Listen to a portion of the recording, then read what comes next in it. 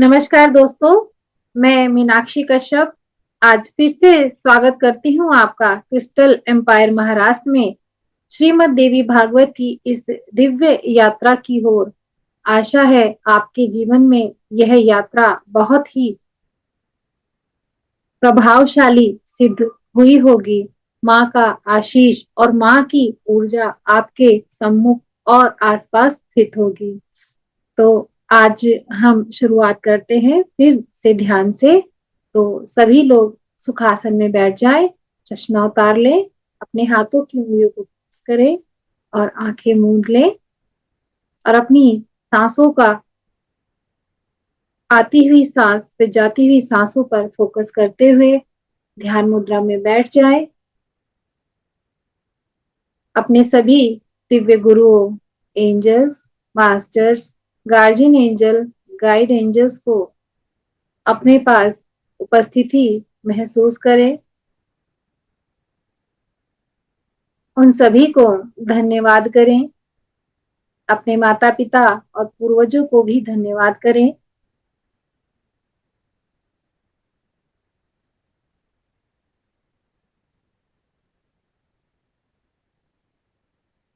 सभी गुरुओं की उपस्थिति के साथ में हम यह ध्यान की यात्रा आरंभ कर रहे हैं। अपना ध्यान अपनी आती व जाती हुई श्वासों पर केंद्रित रखें।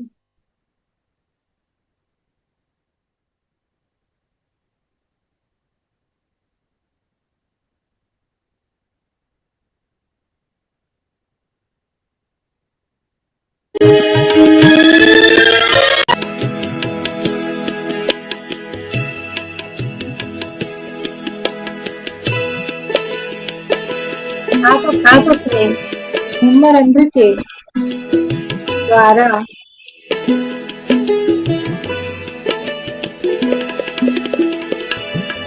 मूल चैतन्य शक्ति की ऊर्जा ग्रहण कर रही हैं।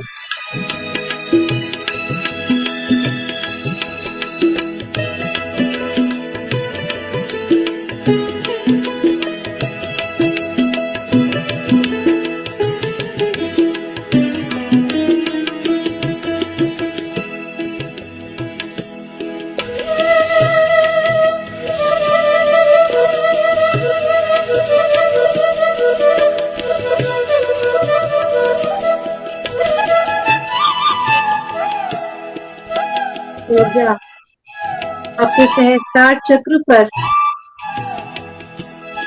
पूरी तरह फैल चुकी है।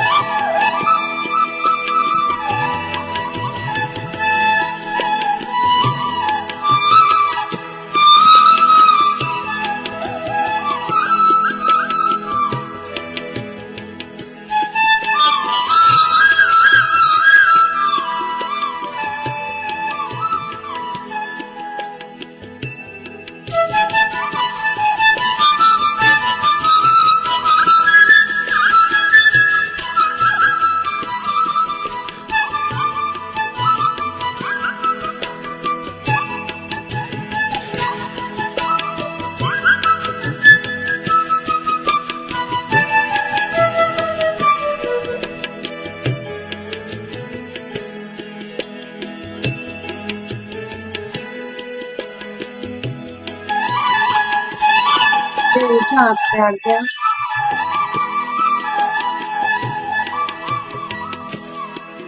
विशुद्धि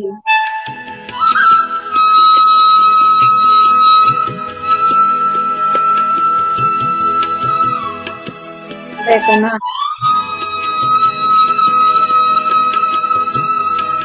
मणिपुर अधिष्ठान मूलाधारा तक पहुंचकर आपके पूरे आभा मंडल तक फैल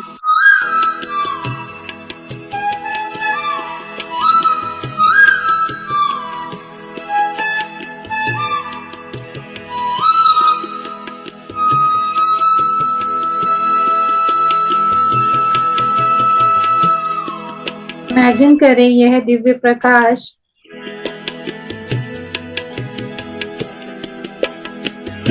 आपके आभामंडल से सभी थकान,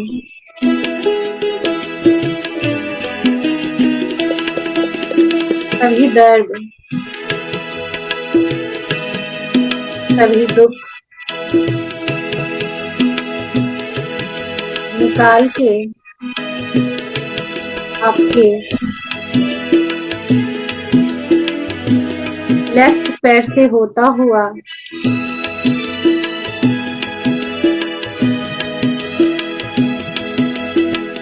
मदर अर्थ के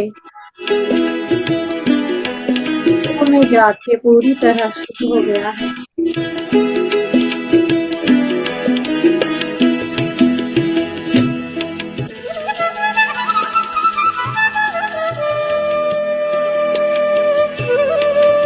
ऐसा तब तक महसूस करें, विजुअलाइज करें तब तक आपको हल्का ना महसूस हो जाए।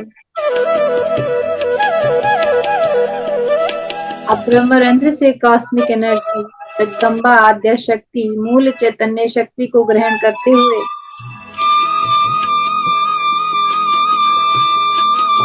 ये सातों चक्र, आभा मंडल, each and every energy junction और के सभी नकारात्मक ऊर्जा को दग्ध करते हुए माँ धरती के कोर तक पहुंचा रहे हैं।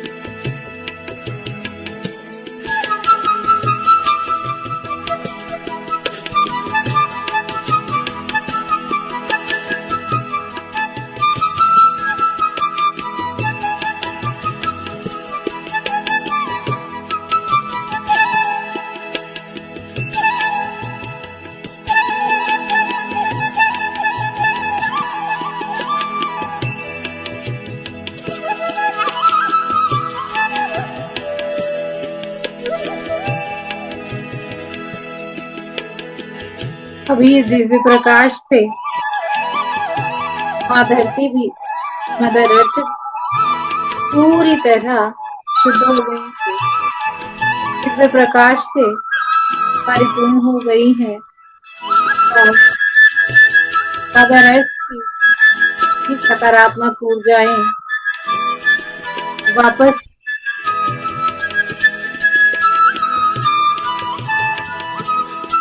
आपके दोनों पैरों के तलवों पर पहुंचती हुई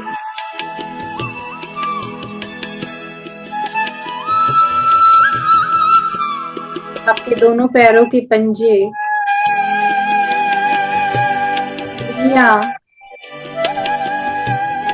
घुटने, थाई,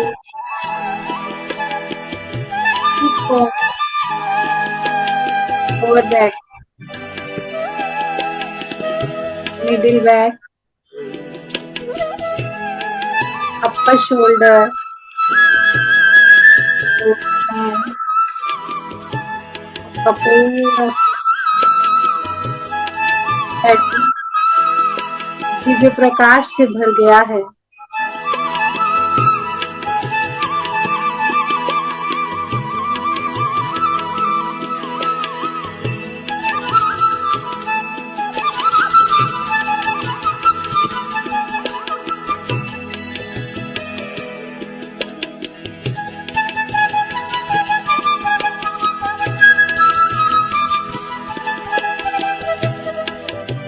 सभी सेल्स एक्सपेंड हो रहे हैं, यह प्रकाश फील हो रहा है।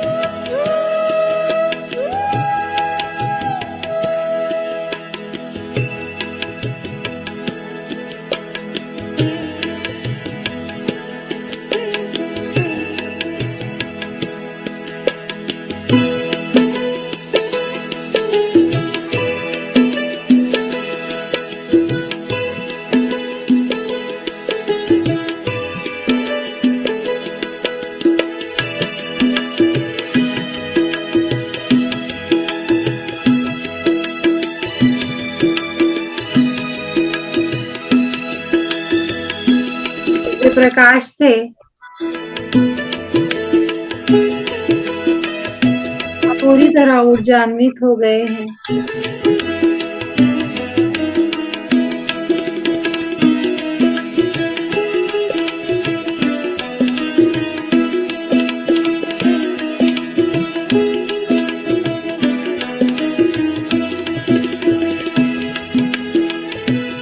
आपकी श्वास बहुत छोटी हो गई।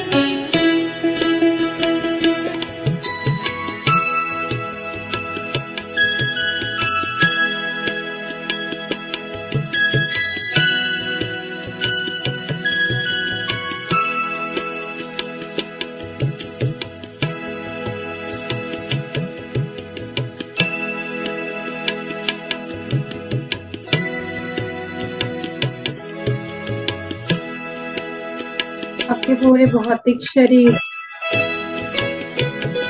रहे सूक्ष्म सात शरीर दिव्य ऊर्जा के प्रकाश से प्रकाशित हो गए हैं।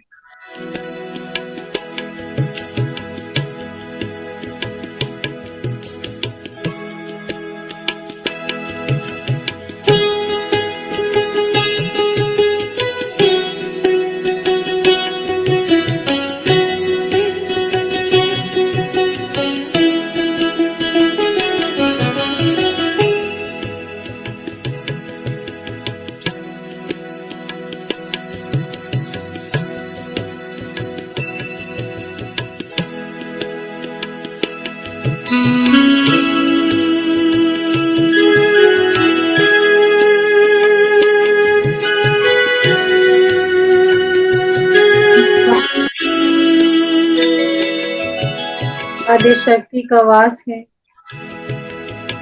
अब जो चाहे इन श्वासों के द्वारा आज वहां से अपनी इच्छा जाहिर करें।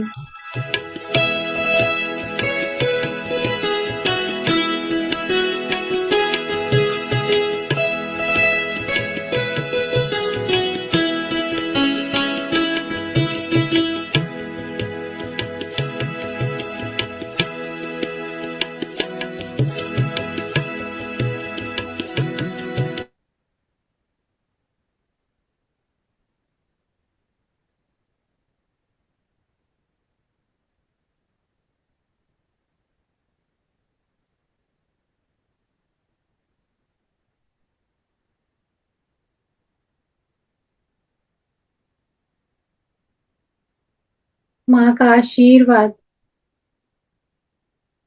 आपको प्राप्त हो चुका है।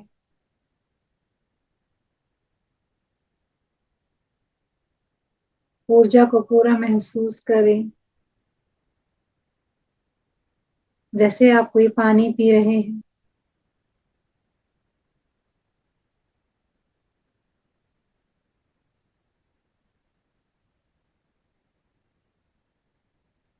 आज आपने शक्ति का पान किया है। एनर्जी को अपनी पूरी बॉडी में सेटल करें।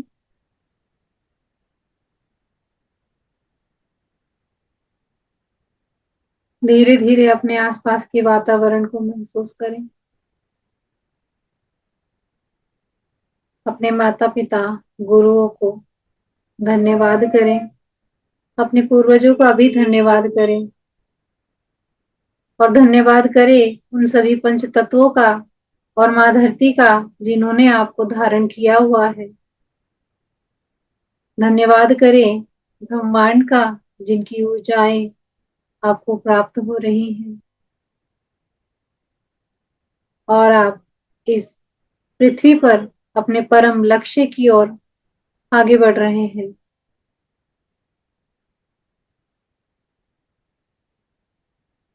अपने आप को भी धन्यवाद करें। दोनों हाथों को रगड़ें, अपनी आंखों पर रखें, अपने हाथों के अंदर ही आंखों को धीरे धीरे खोलें और एक प्यारी सी मुस्कान के साथ ध्यान से बाहर आए। तो चलिए मित्रों, कैसा लगा आपको ध्यान आज का? आशा है माँ की शक्ति का अनुभव आपने अवश्य ही अनुभव किया होगा। तो हम आगे बढ़ते हैं। हमने पिछले अध्यायों में जाना था कि आपके जीवन में गृहस्थ आश्रम का क्या महत्व है। तो चलते हैं अगले अध्याय पर, 19वां अध्याय प्रथम स्कंद का। सुखदेव जी का व्यास जी के आश्रम में वापस आना, विवाह करके संतानोत्पत्ति करना और परम सिद्धि की प्राप्ति करना। सुखदेव जी बोले, हे महाराज, मेरे हृदय में यह शंका हो रही है कि माया में लिप्त रहते हुए कोई मनुष्य निस्पृह कैसे रह सकता है। शास्त्र का ज्ञान प्राप्त करके नित्यानित्य का विचार करके चित्त से मोह नहीं दूर होता। तब भला वह मनुष्य मुक्त कैसे हो सकेगा?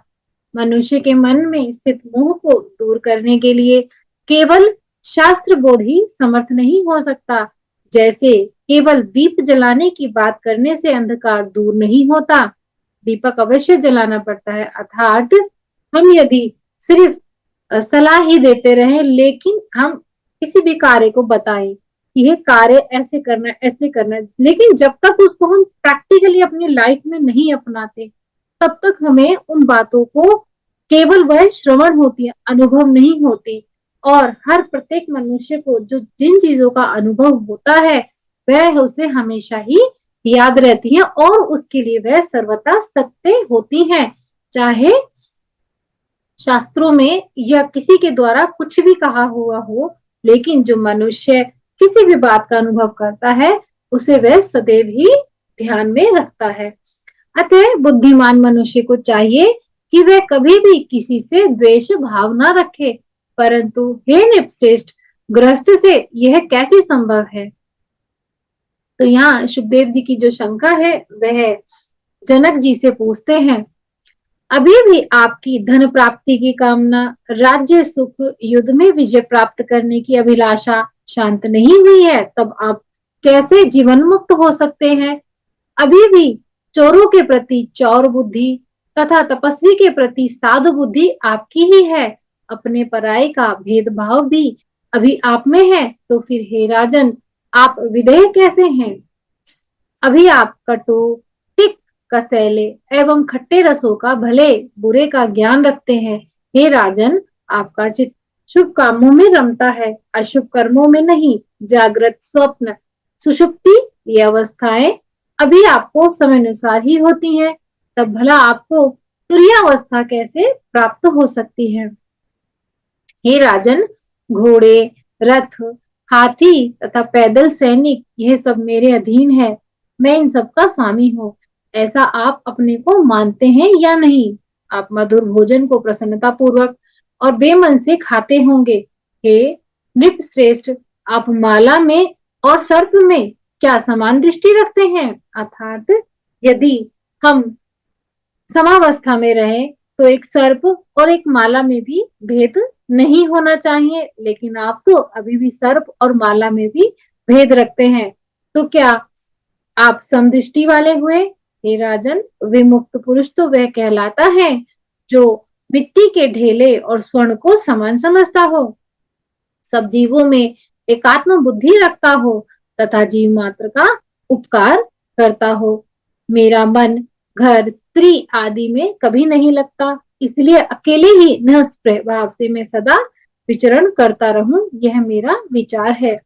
निसंग, ममता रहित और शांत होकर केवल पत्र, मूल, फल इत्यादि ग्रहण करता हुआ भी मैं निर्द्वंद एवं अपरिग्रही होकर मृग की भांति स्वच्छंद विचरण करूंगा। हे पार्थिव, ग्रह, धन तथा रूपवती स्त्री से मुझ विरक्ति चित्त और गुणातीत का क्या प्रयोजन है? आप अनेक प्रकार की राग द्वेष युक्त बातें सोचते हैं, फिर भी मैं विमुक्त हूँ, आप ऐसा कहते हैं। यह सब तो मुझे केवल आपका दंभ ही जान पड़ता है। आपको कभी शत्रु की, कभी धन की तथा कभी सेना की चिंता रहती ही है। तब हे राजन, आप निश्चिंत कैसे रह सकते हैं? स्व अल्पाहारी अटल व्रत वाले जो वे खानस मुनि है, वे इस संसार की अनित्यता को जानते हुए भी इसमें आसक्त हो जाते हैं। हे राजन, आपके वंश में उत्पन्न सभी राजाओं का नाम विदेह यह हो जाता है, इसमें भी आप धोखा समझिए और दूसरा कुछ नहीं। जिस प्रकार किसी मूर्ख का नाम विद्याधर, जन्मांध का नाम दिवाकर तथा सतत दरिद्री मनुष्य का नाम लक्ष्मीधर रखना निरर्थक है, जिन जिन राजाओं को मैंने सुना है, वे नाम से ही विदेह प्रसिद्ध हुए, कर्म से नहीं। हे नृप, आपके कुल में पहले निमि नाम के राजा हो चुके हैं। उन राजर्षि ने एक बार अपने गुरु वशिष्ठ को यज्ञ के लिए आमंत्रित किया। उस समय वशिष्ठ जी ने उनसे कहा कि आपसे पहले इंद्र ने मुझे यज्ञ के लिए आमंत्रित कर रखा है। इंद्र का यज्ञ संपन्न कराकर मैं आपका यज्ञ पूर्ण करूंगा। हे राजेंद्र, तब तक आप धीरे धीरे यज्ञ सामग्री को एकत्रित कराइए। ऐसा कहकर वशिष्ठ मुनि इंद्र का यज्ञ कराने के लिए चले गए और महाराज निमिनी ने किसी दूसरे को आचार्य बनाकर अपना उत्तम यज्ञ संपन्न करा लिया। यह सुनकर वशिष्ठ जी राजा पर अत्यंत क्रोधित हुए और उन्हें शाप देते हुए बोले, हे गुरु का परित्याग करने वाले, तुम्हारा शरीर नष्ट हो जाए। यह सुनकर राजा नीमिने ने शाप दिया कि आपका भी शरीर नष्ट हो जाए। इस प्रकार वे दोनों एक दूसरे के शाप से नष्ट हो गए, ऐसा मैंने सुना था। हे राजेंद्र, विधेय होकर भी राजा ने अपने गुरु को स्वयं शाप क्यों दे डाला? हे नृपश्रेष्ठ, यह तो मेरे मन में परिहास जैसा प्रतीत हो रहा है।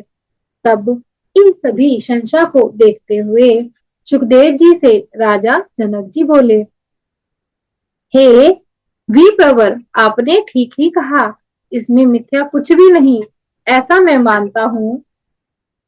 सुखदेव जी की यह सब शंका को सुनकर जनक जी सुखदेव जी से बोले, हे विप्रवर, आपने ठीक ही कहा, इसमें मिथ्या कुछ भी नहीं है, ऐसा मैं मानता हूँ। फिर भी आप मेरी बात सुने।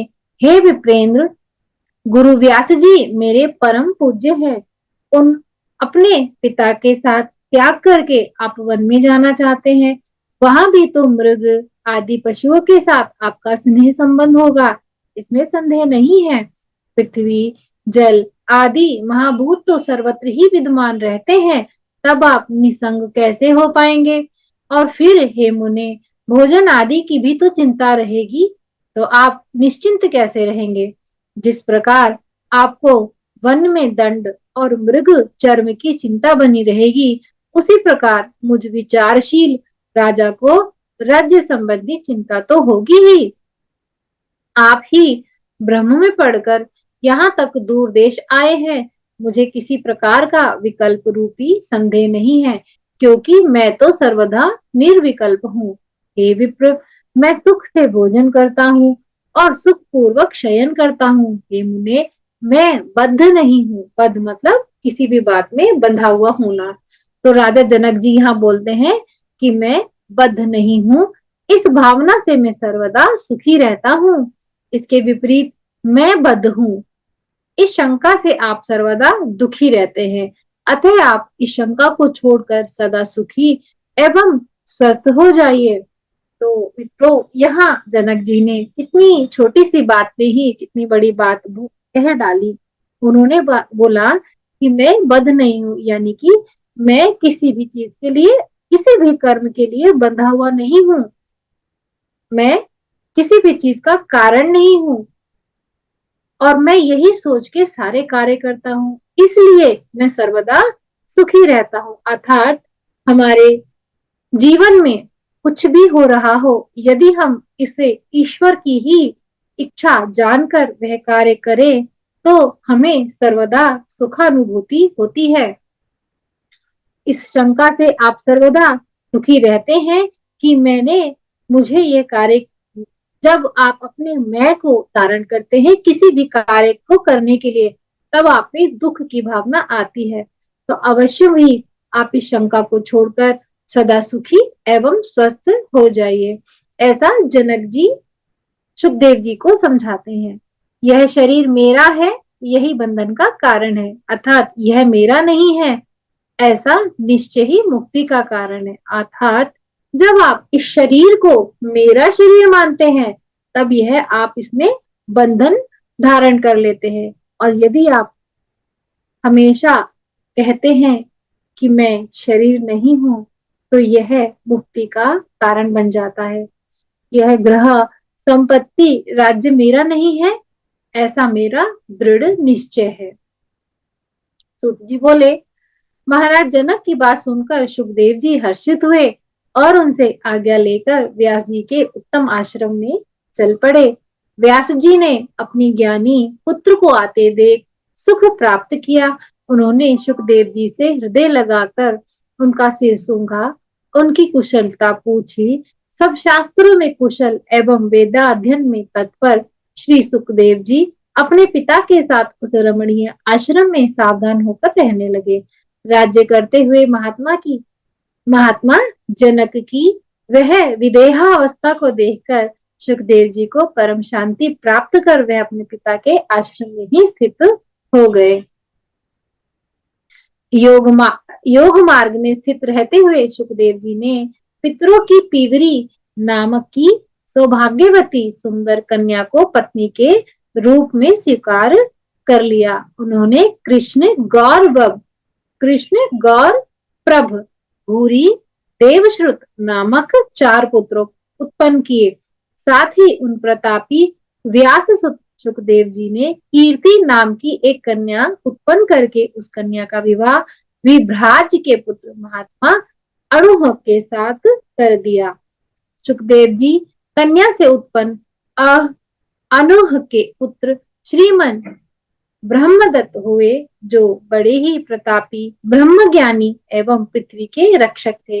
वे कुछ समय के बाद देवर्षि नारद के उपदेश से परम श्रेष्ठ ब्रह्म तत्व का ज्ञान पाकर योग मार्ग का आश्रय लेकर राज्य का भार अपने पुत्र को सौंपकर बद्रिका आश्रम चले गए। वहां नारद जी की कृपा प्रसाद से प्राप्त माया बीज के उपदेश से उन्हें निर्बाध तथा तक्षण मुक्तिदायक ज्ञान उत्पन्न हुआ। उधर सुखदेव जी भी अपने पिता का साथ त्याग कर कैलाश के सुरम्य शिखर पर चले गए और निसंग भाव से अविचल ध्यान लगाकर स्थित हो गए। कुछ दिनों में उन्हें परम सिद्धि प्राप्त हो गई और वे पर्वत के शिखर से उड़ गए और महातेजस्वी वे सुखदेव जी आकाश में जाकर सूर्य के समान सुशोभित होने लगे। तब सुखदेव जी के उड़ते ही पर्वत शिखर 2 भागों में विभाजित हो गया। सुखदेव जी के आकाश में जाते ही अनेक प्रकार के उत्पात होने लगे। ऋषियों के द्वारा स्तुति किए जाने पर सुखदेव जी अंतरिक्ष में वायु की भांति स्थित हो गए। वे अपने तेज से सूर्य की भांति देदीप्यमान हो रहे थे। इसी बीच पुत्र के वियोग से व्यग्र होकर व्यास जी बार बार हा पुत्र कहते हुए पर्वत की चोटी पर पहुंचे। वहां सुखदेव जी रहते थे जहां सुखदेव जी रहते थे। थके हुए व्यास जी को दीन भाव से करुण क्रंदन करते हुए देख सभी जीवों में साक्षी रूप से विद्यमान परमात्मा ने प्रतिध्वनि के रूप में उत्तर दिया। आज भी उस पर्वत के श्रृंग पर वैसी ही प्रतिध्वनि सुनाई पड़ती है। अपने प्रिय पुत्र सुखदेव के विरह में हा पुत्र कहकर विलाप करते हुए व्यास जी को शोक संतप्त देखकर साक्षात शंकर जी वहां पर आकर उन्हें सांत्वना देने लगे। हे व्यास जी, आप शोक मत कीजिए, आपका पुत्र श्रेष्ठ योगवेता है। उन्होंने अकृतात्माओं के लिए भी दुर्लभ परम गति प्राप्त कर ली है। अतः ब्रह्म ज्ञान रखने वाले आपको उन ब्रह्म ज्ञानी सुखदेव जी के लिए चिंता की कोई आवश्यकता नहीं है। हे पवित्रात्मन, सुखदेव जी के समान पुत्र के द्वारा आपकी महान कीर्ति हुई। तो मित्रों, हमने इन वाक्यांशों में पाया कि जब कोई पुत्र आपका कुल का नाम रोशन करता है तो कितना आपको जब भी कोई बच्चे आपका नाम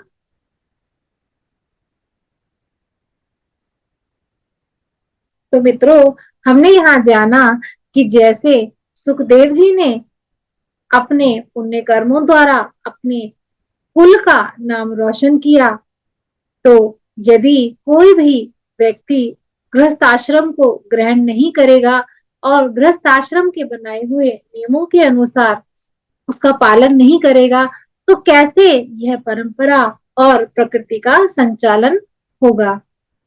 तो व्यास जी बोले, हे देवेश, हे जगतपते, मैं क्या करूं, शोक दूर ही नहीं हो रहा।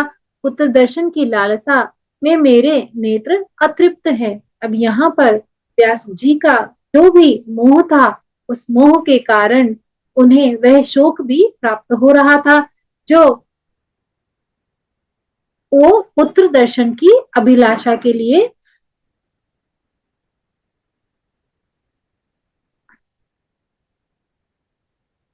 व्यास जी बोले, हे देवेश, हे जगतपते, मैं क्या करूं, शोक दूर नहीं हो रहा। पुत्र दर्शन की लालसा वाले मेरे नेत्र अतृप्त है। तो मित्रों, यहाँ पर व्यास जी का अपने पुत्र के प्रति बहुत अधिक प्रेम ही उनके शोक का कारण बन गया। तो अवश्य ही अब हमें भी अपने जीवन में उन चीजों की अति से बनना चाहिए, बचना चाहिए कि उनके दूर होते ही हमारे जीवन में शोक आ जाए।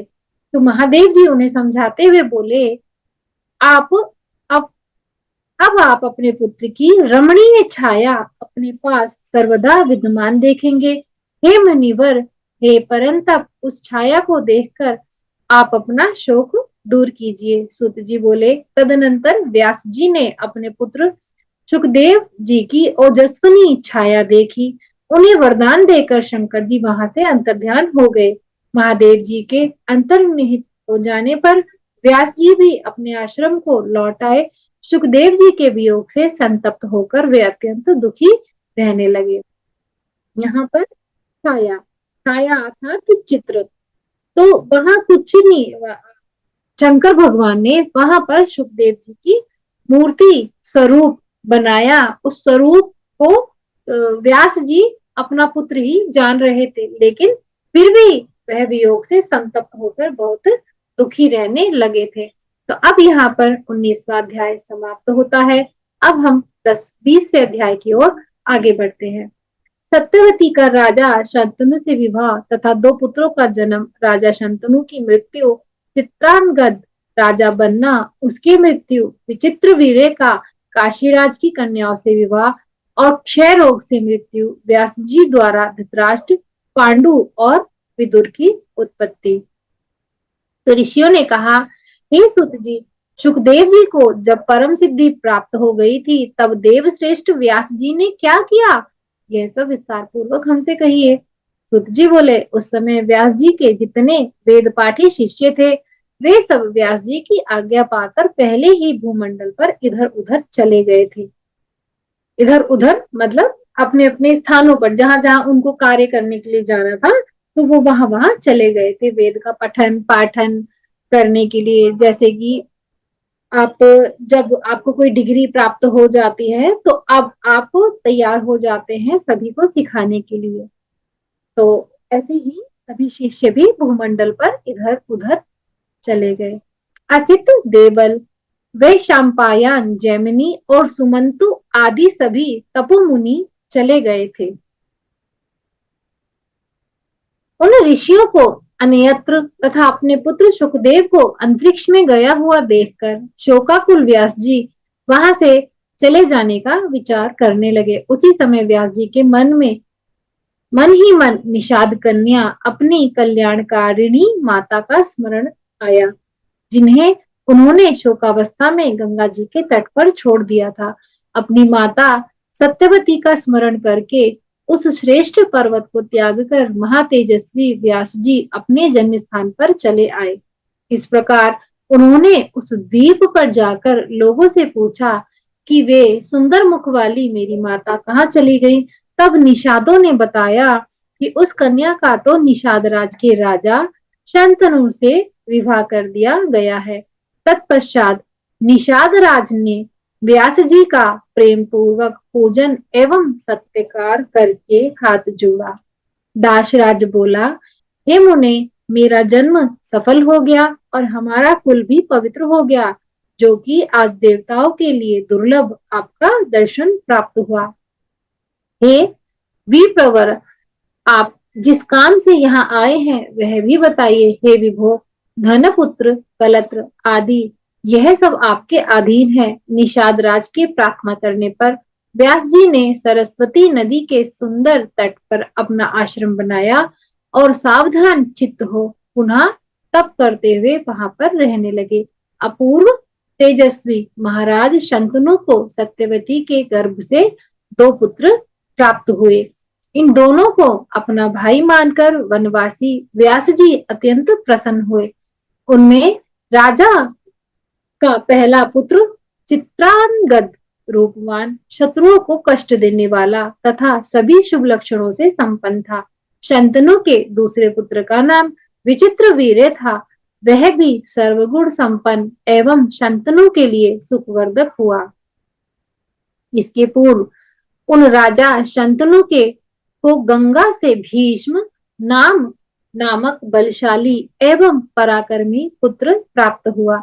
उसी प्रकार सत्यवती से दो पराक्रमी पुत्र उत्पन्न हुए।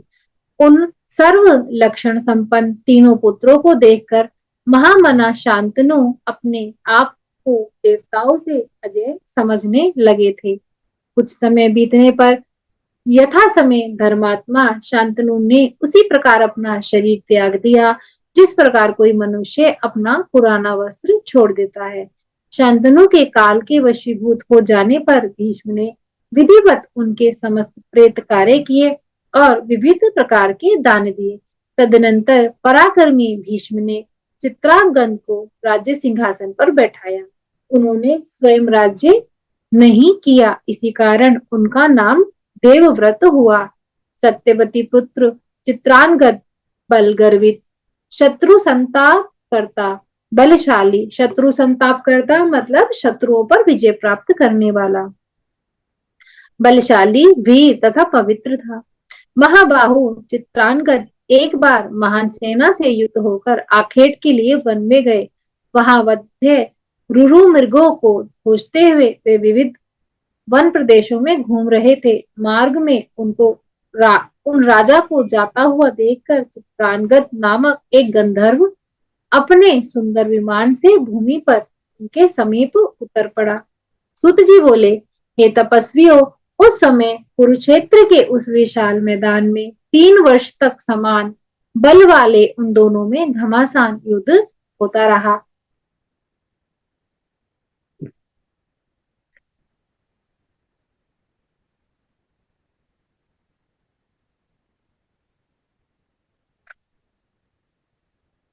अंत में उस गंधर्व के द्वारा राजा चित्रांगद युद्ध में मारे गए और उन्हें शीघ्र ही इंद्रलोक प्राप्त हुआ।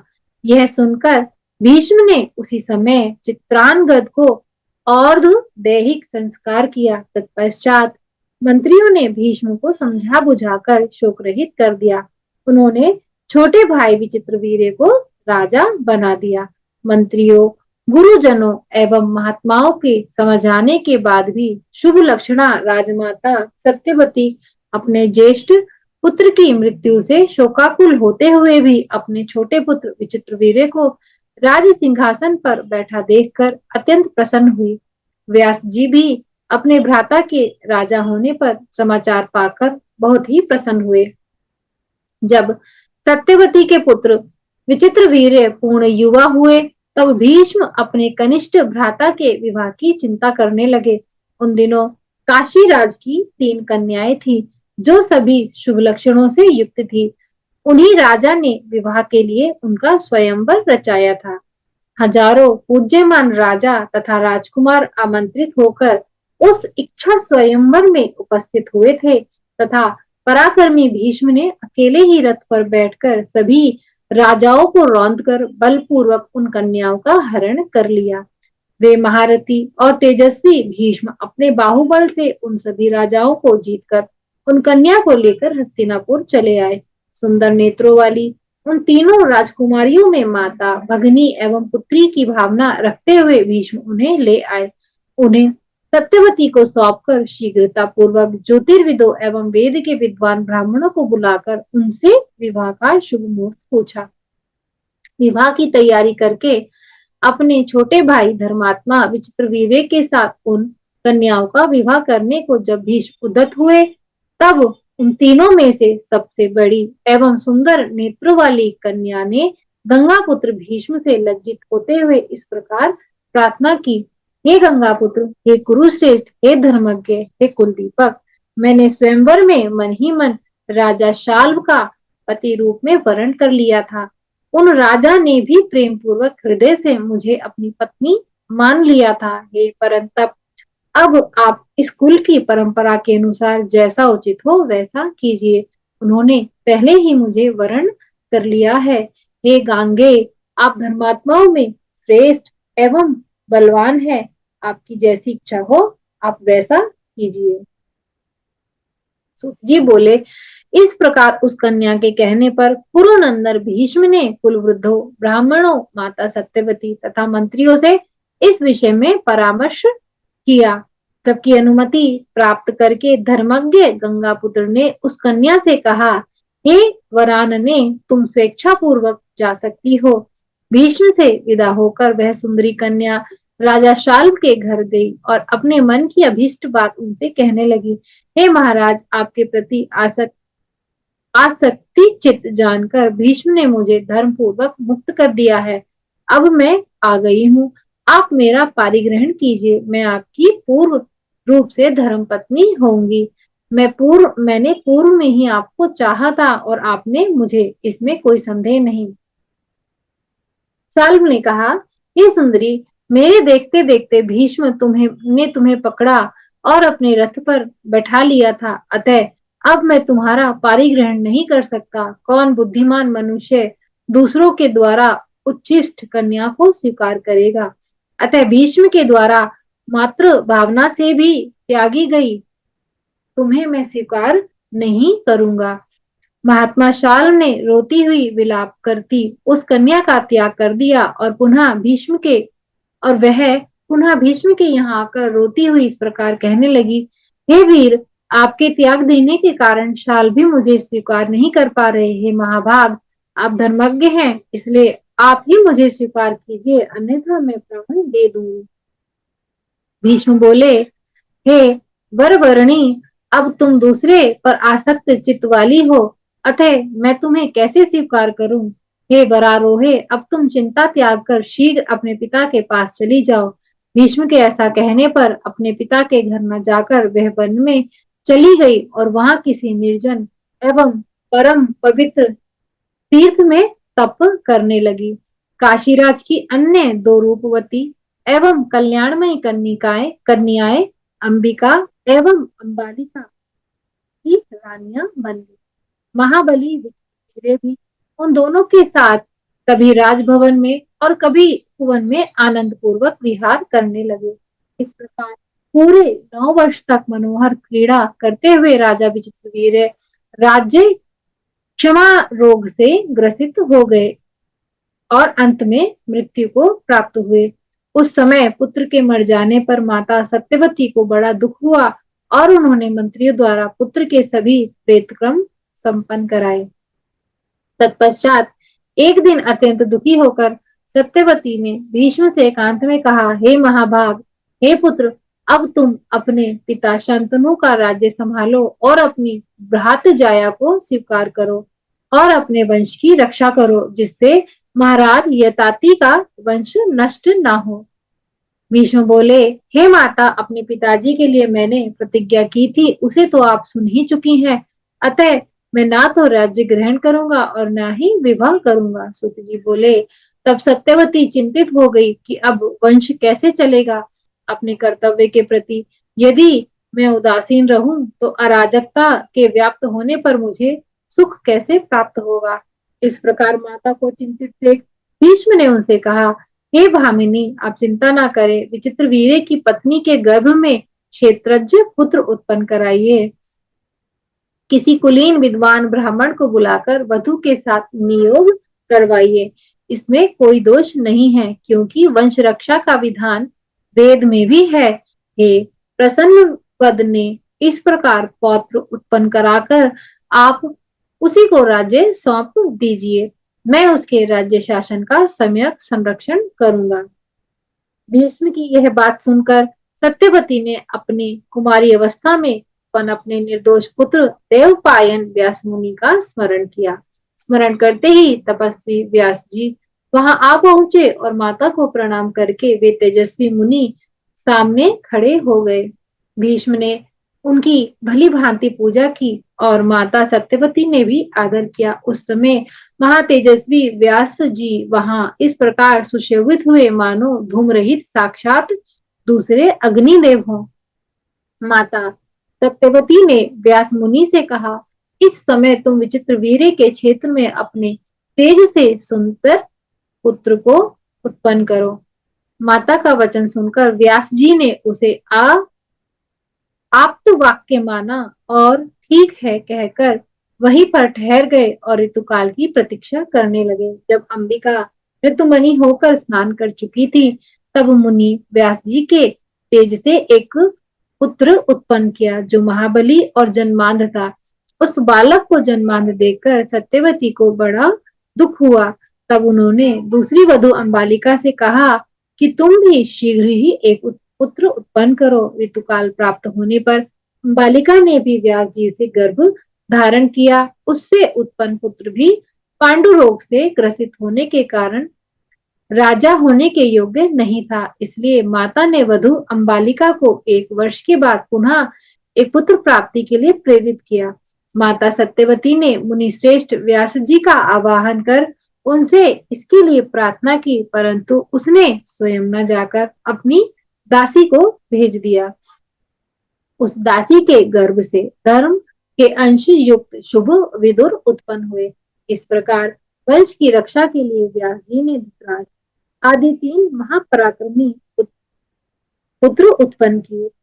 भातृधर्म को जानने वाले व्यास जी ने ऐसा करके वंश की रक्षा करी। हे पुण्यात्मा मुनिजनों, इस प्रकार उनकी वंशोत्पत्ति के संबंधित सभी कथानक मैंने आप लोगों से कह दिया। अब यहाँ 20वां अध्याय समाप्त होता है। 20वें अध्याय के साथ साथ श्रीमद् देवी भागवत का प्रथम स्कंद भी यहाँ पर समाप्त होता है।